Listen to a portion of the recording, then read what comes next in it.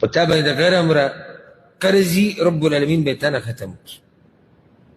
خو دا کلمات به وایي. اوس د غیر امره قرض په چا باندې دی؟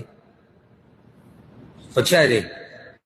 هېڅ چا نشته الا دا که اوس دا باچایاني د ملکونو دا دوی مسلې ګټي، نو هغه د ملک په سطحه کار کوي، نو هغه غټې قرضې دي، غټې مسلې دي. که دغې ته سړی د غیر امره ووایي نو هغه به یو خبره، خو نور په چا دومره قرض دی؟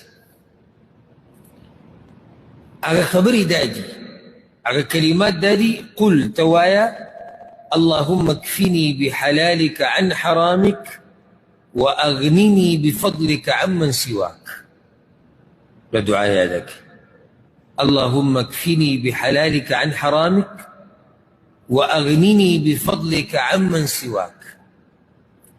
یا الله د حلال رزق نه زما ضرورتونه پوره کړه.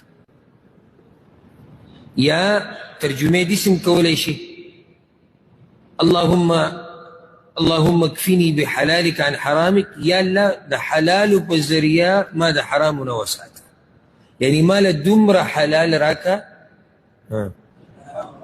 چې حرامو نه زه بشم او حرامو ته زما سره ضرورت رانی شي. واغنني بفضلك عمن سواك، او په خپل